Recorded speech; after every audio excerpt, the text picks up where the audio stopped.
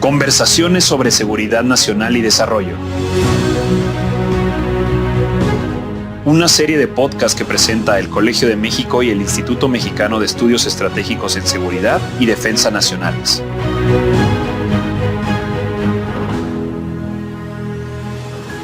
Soy Celia Toro y nuevamente les doy la más cordial bienvenida a esta serie de conversaciones que organizan el Instituto Mexicano de Estudios Estratégicos en Seguridad y Defensa Nacionales y el Colegio de México. Saludo a Omar García Luna de este instituto, del IMESDEN, quien organiza también este podcast. Buenos días, Celia. El día de hoy platicaremos sobre el concepto de seguridad humana y la forma en que ha modificado las relaciones civiles militares en América Latina. Nos acompañan el doctor Santiago Botero y el doctor Carlos Barrachina, ambos investigadores de tiempo completo en el Instituto Mexicano de Estudios Estratégicos en Seguridad y Defensa Nacionales, los dos miembros del Sistema Nacional de Investigadores. Santiago Botero es doctor en Derecho por la Universidad Complutense de Madrid y cuenta con estudios de postdoctorado en la Universidad de Buenos Aires. Por su parte, Carlos Barrachina es doctor en Ciencias Políticas y Sociología por la Universidad Nacional de Educación a Distancia, UNED, en España. Sean ambos bienvenidos. Sí, muchas gracias por acompañarnos y ayudarnos a entender el concepto de seguridad humana, que es de lo que va el día de hoy, sobre el que ustedes han reflexionado y han escrito. Yo recuerdo haber escuchado sobre la seguridad humana hacia fines de los 90s y creo que se planteaba, pero corríjanme porque los que saben son ustedes, como una alternativa al concepto de seguridad nacional que en opinión de muchos había justificado las violaciones de derechos humanos que ocurrieron a raíz de los golpes de Estado que se dieron en varios países de América Latina. Es decir, era un intento por construir una noción distinta, políticas distintas de seguridad al fin de la Guerra Fría. La ola democratizadora que sigue o que observamos en la región después de la desaparición de la Unión Soviética en 1991, impulsa la idea, y aquí cito a Carlos Barrachina, de que las Fuerzas Armadas debían de ser controladas por el poder político, fin de la cita, y rendir cuentas al poder civil. Al mismo tiempo, en realidad antes, surge principalmente en Europa y en Estados Unidos la idea del Estado constitucional y democrático de derecho, en el que la seguridad, entendida como seguridad humana, ocupa un lugar central, como bien ha escrito Santiago Botero. Corríjanme esta introducción, ayúdenme a reconstruir la historia y el significado de este concepto de seguridad humana. Quizá empecemos con Santiago, ¿te parece bien? Perfecto. Tú has escrito sobre, y cito el título de uno de tus artículos, La seguridad humana en el contexto del Estado constitucional y democrático de derecho, y me pregunto por qué es importante pensar o entender la seguridad humana en ese contexto precisamente. ¿A qué se refiere la seguridad en ese marco? Bueno, pues primero que todo, muchísimas gracias por la invitación, Celia, Omar. Un gusto compartir con ustedes, con el doctor Barrachina, este espacio. Yo creo que lo primero sería reflexionar brevemente de qué hablamos cuando hablamos de Estado constitucional y democrático de derecho. Esta es finalmente una forma organizativa de lo público que surge, en efecto, en la segunda mitad del siglo XX, como una idea superadora del Estado social de derecho y que procura o busca de manera sucinta pues, un equilibrio entre el ejercicio del poder público, el ejercicio del poder del Estado y los derechos fundamentales. Y podríamos entender que el Estado constitucional y democrático de derecho tiene tres características básicas. La primera de ellas es la supremacía de la Constitución. La segunda es, el respeto por los principios democráticos, de allí lo de Estado constitucional y democrático de derecho. Y la tercera, pues precisamente la garantía, la eficacia de los derechos fundamentales. Estas tres características pues han ido conformando esta forma organizativa que, como bien sabemos, es de alguna manera la forma hegemónica en buena parte de Occidente.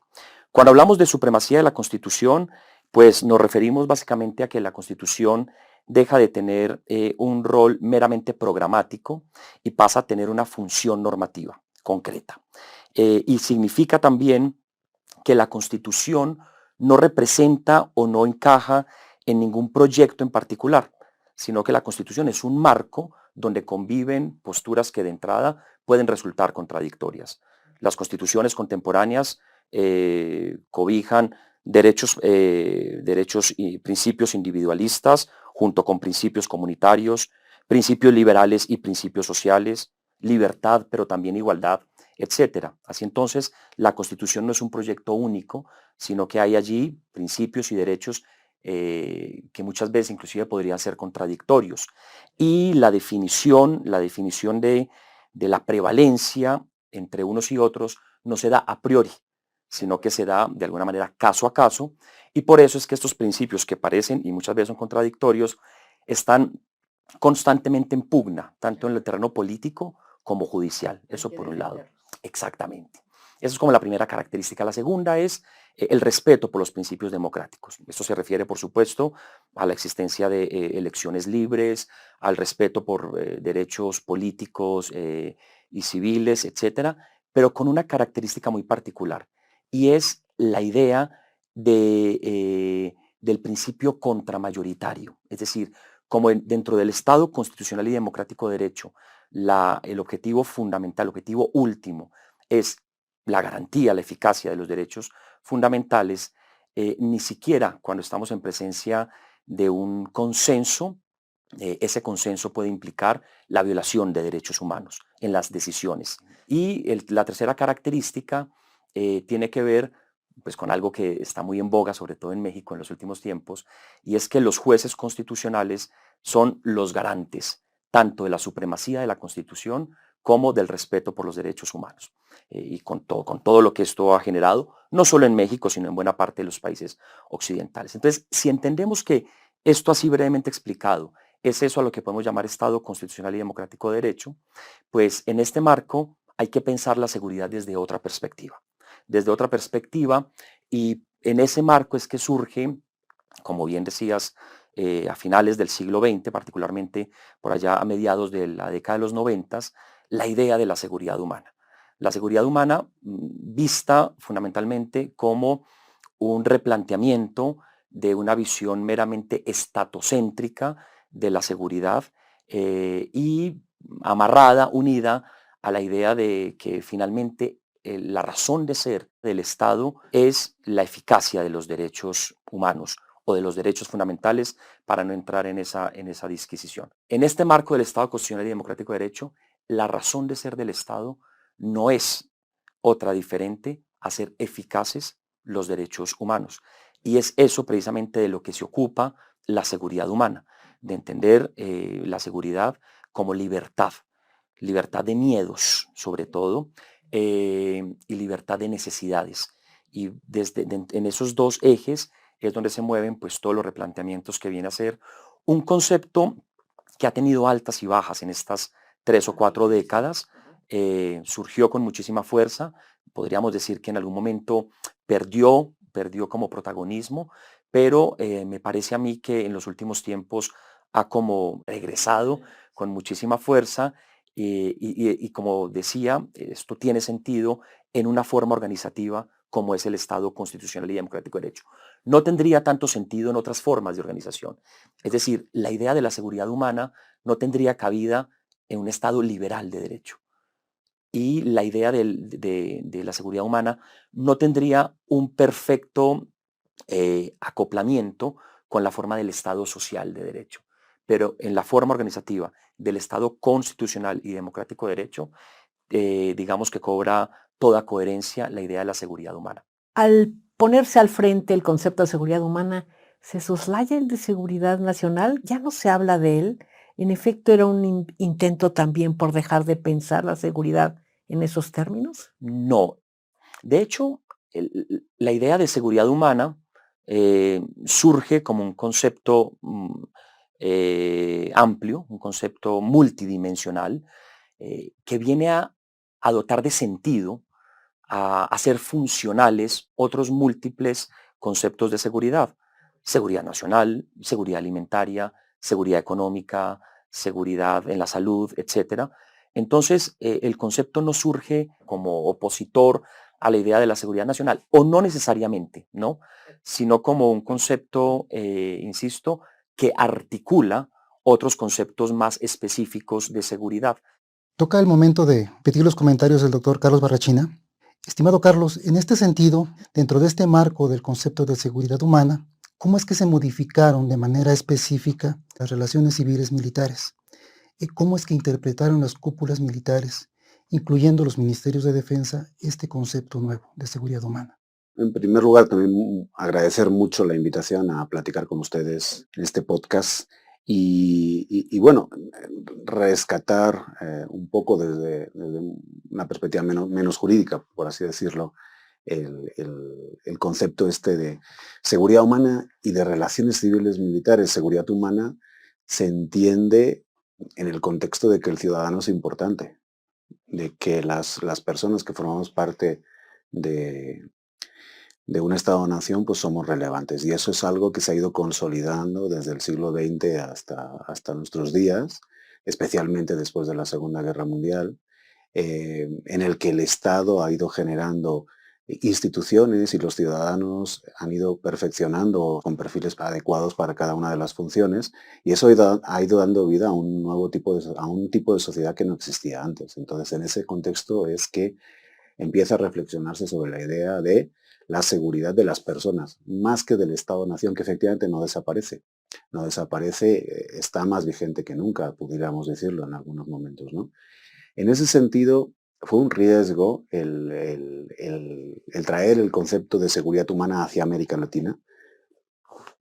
Es un concepto que surge en el seno de Naciones Unidas y que luego en América Latina trata de pues adaptarse a la realidad. ¿Cuál es el problema con sociedades que tienen instituciones políticas débiles? Cuando tú hablas del concepto de multidimensionalidad de las amenazas, porque claro, si hablamos de las personas tienen de esa libertad al miedo, o sea, a estar libres de miedo, pues las personas tienen, ¿cómo se dice? Pues hay muchas facetas que nos pueden afectar nuestra libertad. De hecho, esa es la razón de ser del Estado, en cierta forma. Es lo que Hobbes decía, ¿no? O sea, es la razón de ser del Estado, la natural, el tener una organización que nos permita vivir sin miedo y con certidumbres. Entonces, cuando en el año 2003, en la Declaración de México sobre la multidimensionalidad de las amenazas, se aprueba que un montón de aspectos que afectan a la seguridad de las personas entran en la agenda de la seguridad hemisférica en América Latina, pues caemos en una situación muy complicada, porque en sociedades con instituciones débiles vamos a tener la tentación de utilizar a las Fuerzas Armadas para desarrollar un montón de funciones. No es que los militares lo entendieran de una forma o de otra, es que la clase política lo entendió de una forma determinada. Lo señalábamos en el año 2006 con Juan Rial en un artículo que publicamos, el riesgo que había de que se securitizase la agenda de desarrollo y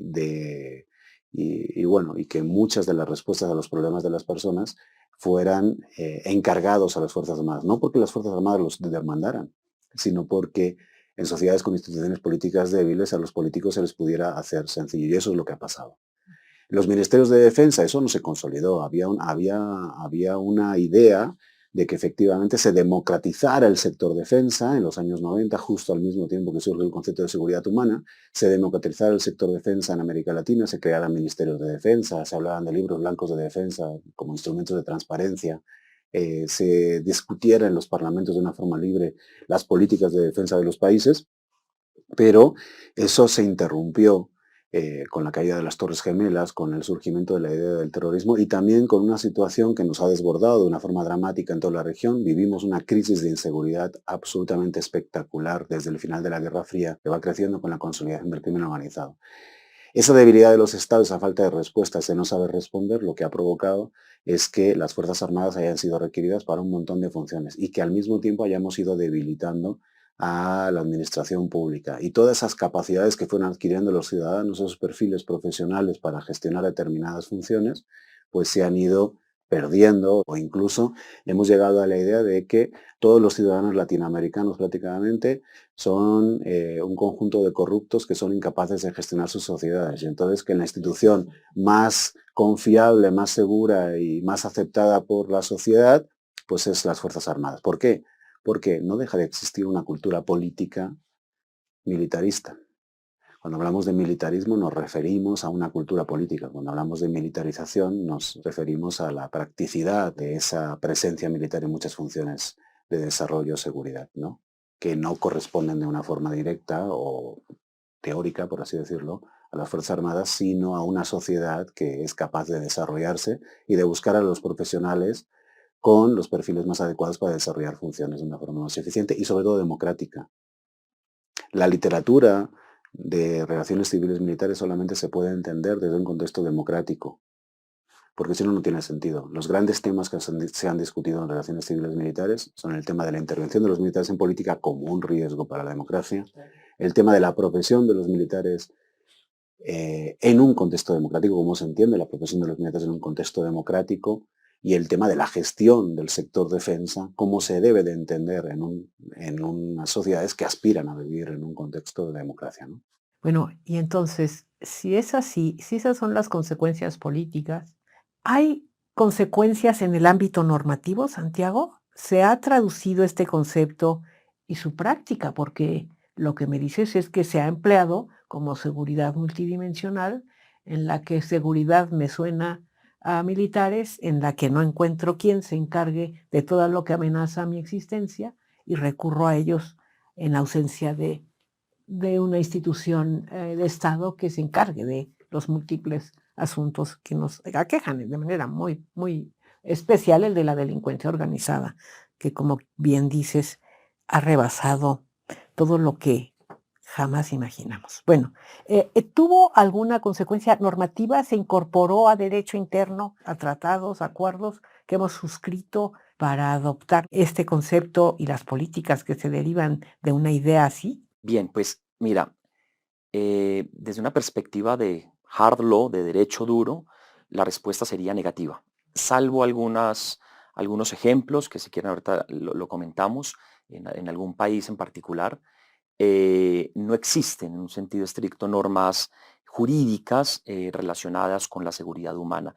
Lo que sí existen, como bien decía Carlos, pues son numerosos documentos de Naciones Unidas que podríamos englobar con algunos bemoles, pero podríamos englobar en la categoría de soft law, derecho blando, derecho suave, que sirven en buena medida para marcar pautas, pero no desde una perspectiva de derecho duro, insisto. Un ejemplo de ello es un manual de Naciones Unidas que lleva por título Un enfoque integrado para la consecución de los objetivos de desarrollo sostenible y que se refiere en particular a la aplicación del enfoque de la seguridad humana a los programas y planes nacionales. Entonces son pautas. Sin embargo, habría que entender que en el contexto del Estado constitucional y democrático de derecho, cuya razón de ser es la eficacia de los derechos humanos, pues tendríamos que entender que el marco jurídico de la seguridad humana es el marco jurídico de los derechos humanos. Y en esta medida sí que tenemos pues un marco jurídico duro, tanto a nivel interno como a nivel internacional.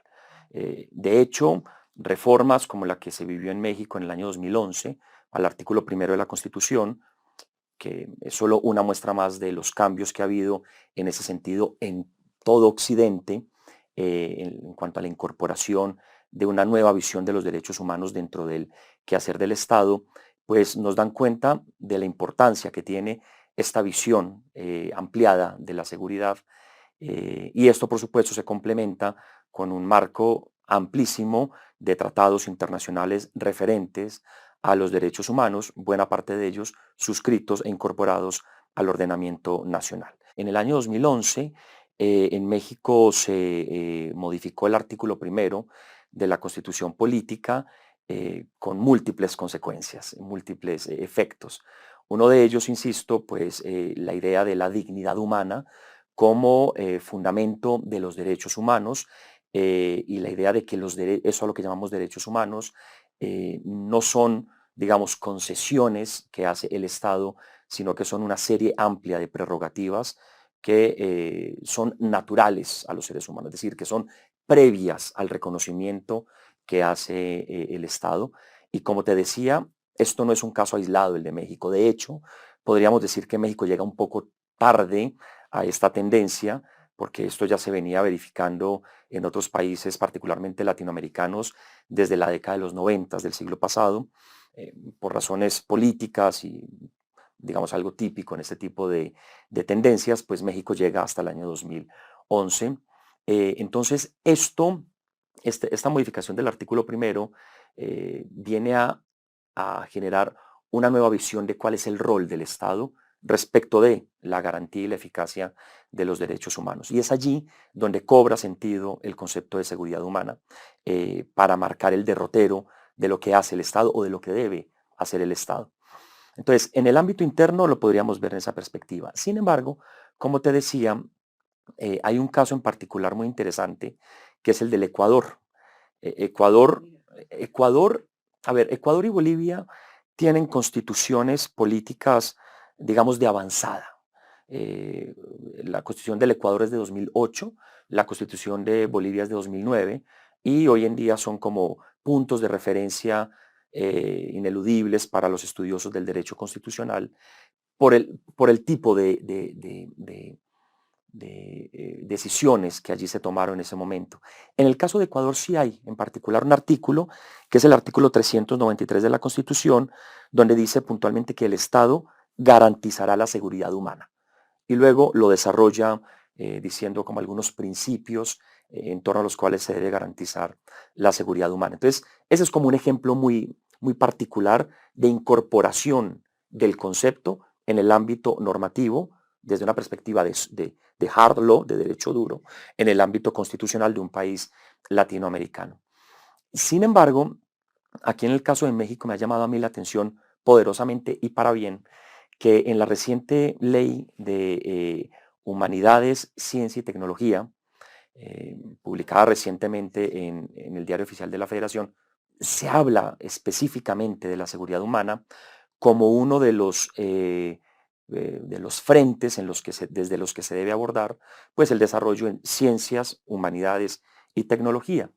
De tiempo atrás viene concebida la seguridad humana como uno de los pronaces de los programas nacionales estratégicos, pero ahora ha quedado, digamos, contemplada desde el ámbito propiamente legislativo. Por eso decía al comenzar que tengo yo la impresión de que la cuestión de la seguridad humana ha cobrado y tiende a cobrar nuevamente relevancia en México. Regresando a la idea de las transiciones a la democracia que se dio tanto en América Latina como en general en la región iberoamericana, Carlos, ¿pudieras platicarnos un poquito de cuál fue el papel de las Fuerzas Armadas dentro de estos procesos de transición a la democracia, tanto en su momento, en la década de los 80s, 90s del siglo pasado, como hoy día? ¿Qué papel están jugando las Fuerzas Armadas dentro de este contexto de fortalecimiento o no de las democracias en la región? Pues ha sido muy variado porque cada sociedad es totalmente diferente y además los tiempos son totalmente distintos. A mediados de los 70, a principios de los 80, en el caso de España, por ejemplo, que siempre se agarra como uno pues de los ejemplos que salieron bien, Sí, por así sin decirlo, duda. aunque no se sabía cómo iba a salir, pero que salieron bien, pues las Fuerzas Armadas paradójicamente hicieron un acompañamiento, hicieron de árbitro de todo el proceso de transición política. Los servicios de inteligencia estuvieron absolutamente detrás del proceso de transformación política. El vicepresidente primero del gobierno era un militar. Entonces, el propio rey de España era un militar y entonces eso ejercía una serie de poder moderador sobre las políticas de negociación entre unos y otros, ¿no? La legalización del Partido Comunista fue posible en el año 77 precisamente porque el rey de España avaló esa situación y le dijo a los militares que se estuvieran tranquilos, ¿no?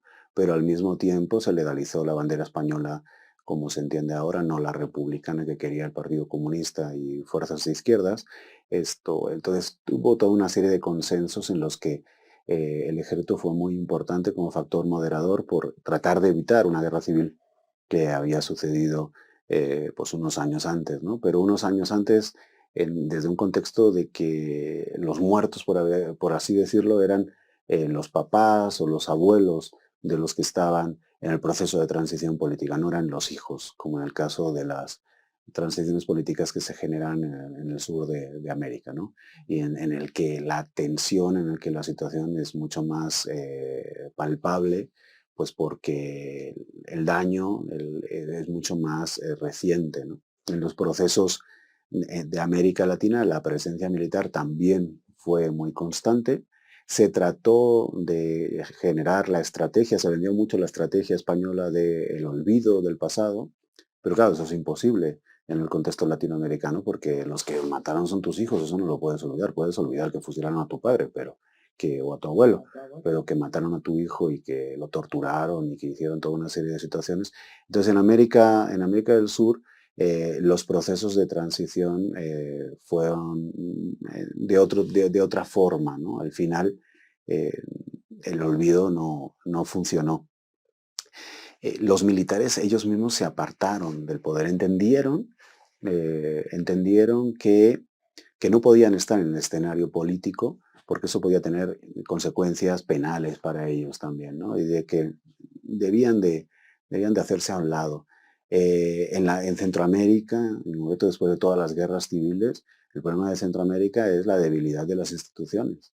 Entonces, estuvieron presentes como fuerza de orden público, estuvieron en las funciones que les encomendó el Estado, pero tratando como de pedir disculpas a una sociedad que pretendía ser democrática, ¿no? Tratando de volver a ganar, porque eso sí les importa mucho a las Fuerzas Armadas en todo el mundo, de hecho, la imagen que tienen con la sociedad, ¿no?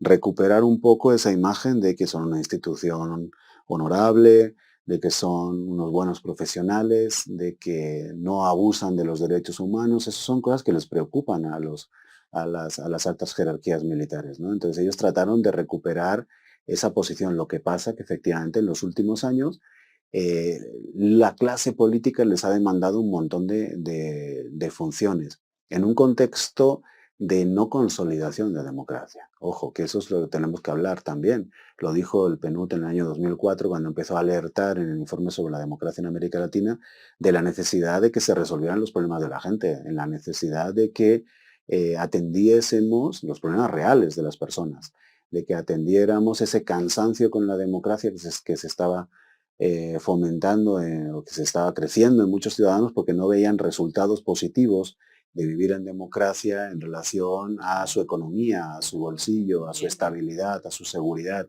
Eso lo advirtió Naciones Unidas desde el 2004. Las Fuerzas Armadas se han vuelto a ir consolidando en prácticamente toda la región como instituciones confiables y entonces para los políticos ha sido muy cómodo el tener fuerzas armadas obedientes a las que les han pedido el apoyo, pero claro, cuando tú pides el apoyo a las Fuerzas Armadas desde un contexto de autonomía tradicional, que es el concepto que Huntington acuña en los años 60 para tratar de entender la profesión en un contexto democrático, ellos compran la versión de Huntington que habla de una autonomía profesional clara en lugar de un acercamiento a los valores sociales y a un control político como el de cualquier otra administración pública, claro. Entonces, pues tenemos que cuando le entregas las funciones a las Fuerzas Armadas, pues hay una autonomía y una falta de transparencia, pues Explicable. natural prácticamente, ¿no? Y eso es lo que estamos viviendo hoy en día con muchísimas funciones. El punto es ese, ¿qué tipo de democracia podemos vivir en la región? En ese contexto de crisis de seguridad regional impresionante. Y de instituciones del Estado, como bien dice. En México se está pidiendo que las Fuerzas Armadas, yo creo que es un debate muy importante, que las Fuerzas Armadas estén en las calles apoyando a la seguridad pública, pero constitucionalmente no pueden estar. Al principio el general Salvador Cienfuegos dice, bueno, pues aprobemos la ley de seguridad interior, para que, rescatando un concepto de seguridad interior, que es un concepto de Guerra Fría, que es un concepto que sigue instalado, que está ahí en la Constitución, en algunos sitios, pero que realmente es un concepto que ese sí trae muy malos recuerdos por el tema de la doctrina de seguridad nacional. Y entonces se rescata ese concepto, pero ese concepto se declara inconstitucional después. O sea, no puedes utilizar ese concepto para que los militares puedan estar en las calles. Entonces, la nueva vuelta de tuerca es el tema de la Guardia Nacional y su militarización. Claro, la preocupación de los militares es lícita. Tengo que estar en las calles, no quiero que me castiguen por estar haciendo lo que me están ordenando. Pero la situación de qué democracia queremos vivir, pues entra dentro de ese debate, porque efectivamente, mientras no se cambie la Constitución, pues no se puede ejercer pues ese tipo de políticas. ¿Cuál sería mi idea? Tenemos que fortalecer cuerpos de seguridad civiles, tenemos que y dejar que los militares regresen a sus funciones, pero la clase política pues ha decidido que es más cómodo llamar a las Fuerzas Armadas para ellos, es más cómodo llamar a las Fuerzas Armadas. Entonces ahí está el contexto. Crisis regional de inseguridad, democracias muy débiles, tenemos que vivir en un contexto que no va a cambiar sencillamente en los próximos 20, 30, 40 años, porque no lo ha hecho en los últimos 20, 30, 40 años, ¿no? Al revés, hemos ido profundizando en una crisis de inseguridad bárbara en la que el crimen organizado se ha consolidado. Entonces vamos a tener que pensar mucho sobre ello.